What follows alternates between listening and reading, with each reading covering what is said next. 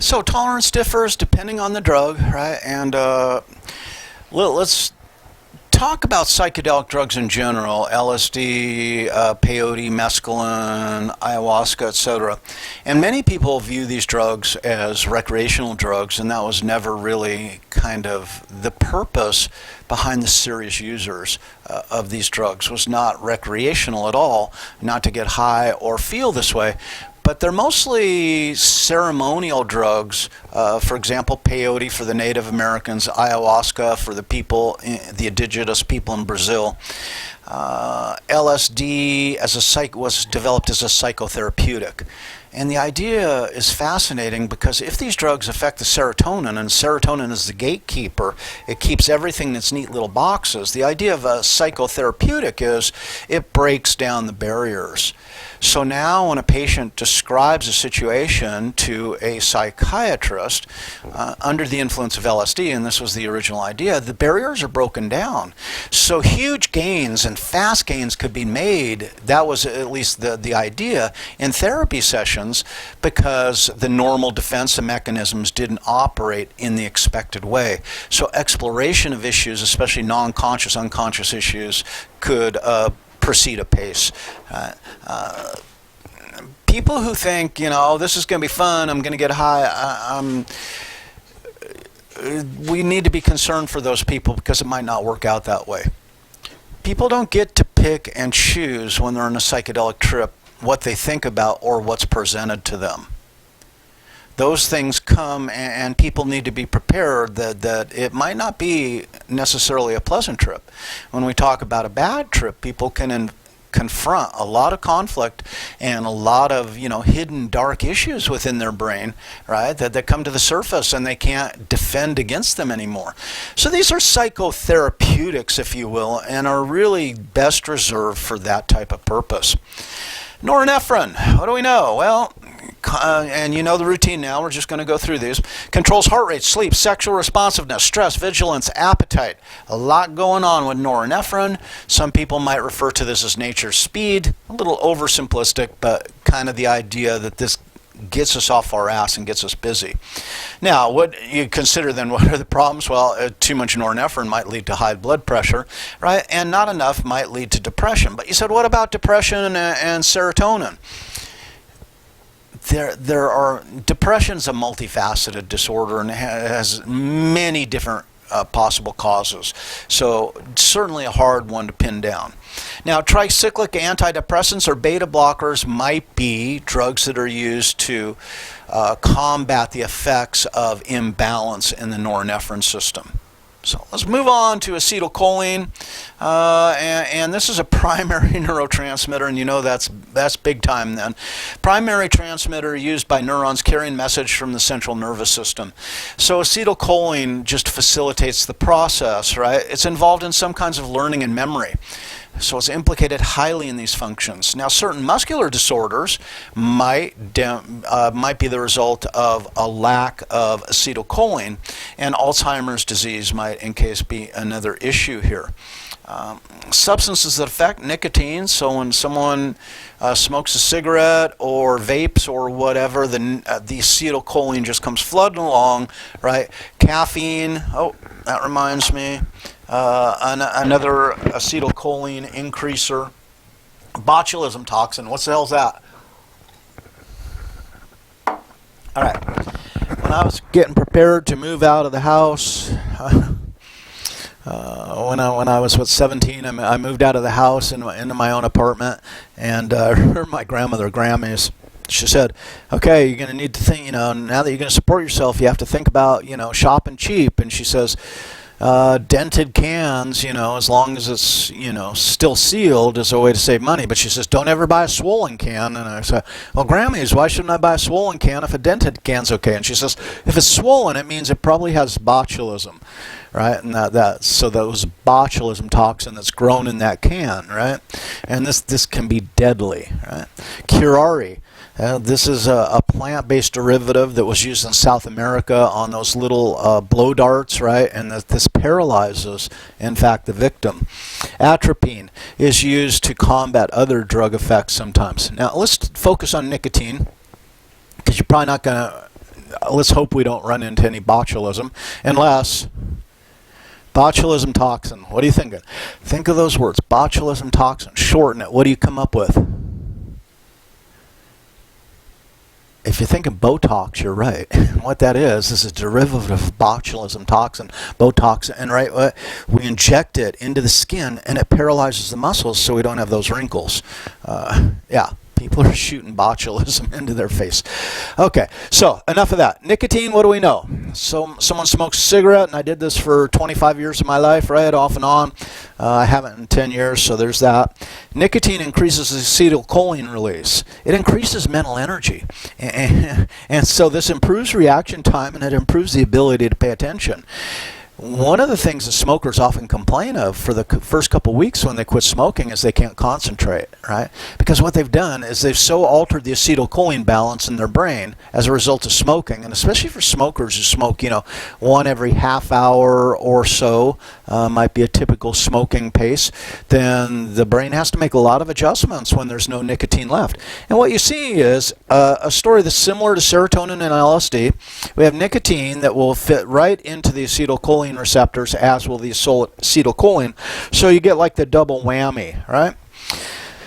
Now, acetylcholine also then releases dopamine in a kind of a cascade effect. So what we're talking about there is the release of dopamine then creates the sensation of reward. Hence the rewarding feeling to someone who's smoking. And when a smoker is getting towards the end of their kind of smoking buzz, they start to crave another cigarette, right? And as soon as they smoke it, they feel the pleasure just wash over them, which is that dopamine release. And this is why we continue to smoke, right? Not only is nicotine addictive physically, that is, we feel symptoms of withdrawing from nicotine, but if we don't smoke, then there's an absence of reward. When we do smoke, it immediately is rewarding and causes us to want to do it again. So it also promotes release of glutamate, enhances the connections between neurons, facilitating memory. So acetylcholine has got a lot going on, and you say, well, that's a lot of positive effects. But what's the issue then? Well, smoking, right? The fact is that burning plant material into the lungs, that is burning tobacco. Tobacco is a carcinogen, so it hugely increases the rate of cancer, various lung diseases, heart disease, so it's not pleasant on the body. Now, one thing you're going to do in the assignment then is track down the brain areas involved in the drug's use. So I've done this for nicotine here. Here's the brain areas involved in nicotine use. So what do you see? Well, you can see from the ventral tegmental area, the VTA, right, is implicated in reward functions. And note too, the connections are facilitated by glutamine, implicated in learning. So you have a cascade effect when the nicotine is ingested. It alters the acetylcholine balance, and then all these different areas, the nucleus accumbens, right, the prefrontal cortex, the hippocampus, and the amygdala, are all being affected as a result of the ingestion of that drug. So you can see the GABA, the glutamine, and the dopaminergic transmission as a result of the increase in acetylcholine. So these neurotransmitters work in concert. So this is something you want to look up and get clear for the purposes of your paper, depending on your choice of drug. Now GABA, what do we know? This is the most prevalent inhibitory neurotransmitter in neurons of the central nervous system. So we've talked about norephrine and acetylcholine, which are essentially activating. Well, we've got to go to sleep sometime. We've got to be able to chill. We've got to be able to rest. So GABA to the rescue, right? And GABA comes in and it slows everything down with its release. Now you can imagine an imbalance of GABA, especially if we don't have enough GABA, might then generate symptoms of epilepsy and or anxiety and inability to calm down. Now sleeping pills, barbiturates, old school sleeping pills back in the day, when I was growing up, drugs were a huge promise. Legal drugs, pharmacology, let's suppose 1961, I'm going to stereotype a little bit, 1961, here I have a baby, and it's natural to put weight on with a baby. So I go to the doctor, and once I'm all done with with the birth, the delivery, and the recovery from that, I'm looking at this baby weight, maybe this 20, 30 pounds, and I go to the doctor and I said, do you have any way that I can kind of take some of this weight off? We already know that because we already heard from our friend whose doctor gave them pep pills. And these pep pills, amphetamines, right? They're meth, just dexedrine, Dexamyl, a bunch of different ones, right? All uppers, if you will. I take those and then I don't want to eat. They're diet pills, right? And they suppress appetite. So I take my diet pills, and it's so cool because I'm taking these pills. I got more energy to go about my day. They release dopamine, so I'm feeling good taking them. I've lost the weight. Everything's bitching until my head hits the pillow, and then I'm like, I am not tired. I cannot sleep. Maybe I'll get up and clean the oven. But after a couple of days of that, it gets to be a bit too much. So then we go back to the doctor and say, yeah, those diet pills are the bomb, man. They really did the job for me. But the one thing is I can't seem to sleep anymore. So the doctor would say, well, here, maybe you want to take some sleeping pills. So now what do you have? You have someone who takes the diet pills in the morning, right? But then they take sleeping pills at night. And then they wake up feeling groggy, which encourages them to take more diet pills. And we have people cycling via these drugs. And that was very common back in the 60s. And it was always funny because you'd see these parents with their medicine cabinets filled with all these different drugs, and then they would rag on their children for smoking pot. It was a very humorous situation. Well, we humans are no stranger to hypocrisy, so it became highly illuminated at this point. Now, tranquilizers like Valium or Librium, Xanax, whatever, are to tone it down, and that's to diminish the anxiety. And alcohol was always one of these. So someone's uptight from a day at work, or they come home, crack a beer, they go to happy hour, and man, they just calm and relax, and the pleasure just falls over them like waves. So what do we know about GABA? Too much, we may be overly relaxed and sedated. Too little, we're too stimulated. Mania. Now notice, when we talk about the manic part of manic depression, bipolar disorder as it's called now, right? We have these tremendous ups, right? And those that's when a lot of trouble happens. But then we fall into this horribly serious depression. And for these folks that cycle in bipolar in this manner, it's just a devastating disorder. Now, they use lithium carbonate to treat the mania, and people who suffer bipolar disorder say, yeah, the lithium does a great job of, it just cuts the top off the manic episodes, so I don't get that elevation. But they said, my bipolar disorder, about the only good thing out of my bipolar disorder is sometimes the manic episodes, and now those have been taken away, and I'm left pretty much with the depression. It's a devilishly hard disorder to treat, right? But lithium is one way to get rid of the mania. Mania, people will be out of control impulse-wise. They may be prone to having social problems, and I've talked about this in a previous lecture, right? Alcohol. What do we know about alcohol? Stimulates the GABA production. And initially we feel relaxed or euphoric. But notice, and I hope you guys, you're all pretty young, maybe you've never experienced this before, and maybe you don't ever need to or want to, is impaired motor control. So people start stumbling along, tripping, lose their ability to walk. Slurred speech is one of the first things we often see, and impaired thinking. GABA has a real preference for the prefrontal cortex, so all this judgment, decision making, cost-benefit analysis that goes on up here. Man, people drink, floods the brain with GABA, and the GABA shuts this shit down, and then suddenly when we're drinking, everything sounds like a freaking good idea because cost-benefit analysis has gone out the window. It's gone to sleep for the evening. One of the big problems with GABA is enough GABA can shut off communication completely, and that equals death.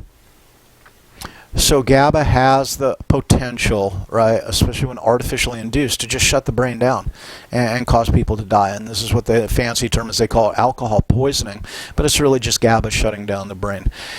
Combining drugs, combining opiates, right, which is strange, with alcohol can do the same thing. But even worse, back in the day when barbiturates were prevalent, as I was describing earlier, those mixed with alcohol were just, danger, total danger. What do we see? Withdrawal from alcohol or Valium can cause extremely low GABA levels, because remember, we've adjusted. There's so much GABA that we're not producing as much because it's being produced artificially, so our system, but then we stop the alcohol, and now there's no GABA hardly whatsoever, and this can cause life-threatening seizures. Serious alcoholics need to be detoxed medically and professionally. Throwing them into a cell is dangerous, right? And it's more dangerous. A heroin addict, right? You can throw them into a cell and they're going to be miserable and they're going to vomit and they're going to feel like death for a week or two. They'll survive. But when you do that to an alcoholic, you really risk the result of death. Now, just briefly, effects can go beyond the user. The fetal alcohol syndrome, that is, what happens to people who consume too much alcohol while they're carrying a child? And we can see that there is this kind of diagram that shows physical characteristics that are a result of fetal alcohol syndrome that may be observable in some children whose mother drank excessively. But I think the most telling picture here is this is the normal brain of a baby 6-week-old, right? And you can see that's a pretty robust brain, what we would expect to see. This is the brain of a baby same age with fetal alcohol syndrome. And you can see and you go, wow, 100 billion neurons creating this cosmic dance that explains the complexity of us and our interaction with our world. And a mother who drinks excessively is an alcoholic, then is really contributing this to her offspring. And to me, that's just a shame, because this person will be affected by this the rest of their life, right? Diminished cognitive functioning, especially in the prefrontal cortex, where it can be very problematic, decision making, among other things. So not only might it affect someone's appearance in some minor fashion, but it has a potential to affect someone's brain in a major fashion. So when people ask about, well, is it safe to drink when pregnant? It's like, you might just want to back off and say, why bother at all? It isn't that long. Pregnancy is only 9 months. All right. So let's talk a little bit about glutamine. Primary excitatory neurotransmitter in the central nervous system, involved in learning and memory, consolidating memories, right? So taking what we've learned and converting it to a memory. Glutamine, right? Problems with imbalance might be brain damage after stroke, and this is where people have to relearn substantial portions of their life repertoire, if you will. One of the substances that affects, and this is a drug that's fallen out of popularity, thank heaven for that, PCP, Phencyclidine, angel dust, if you will. All right. It may be one of the most dangerous drugs abused, and it can still be found or manufactured, if you will.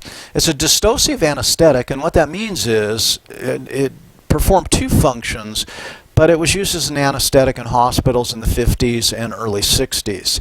The problem is, as a dissociative anesthetic, people would come out of post-op, right, having been given Phencyclidine and had a bad reaction to it, and might kind of literally freak out in post-op, in recovery, and that is maybe rip the IVs out of themselves, become aggressive towards a nurse or staff, etc.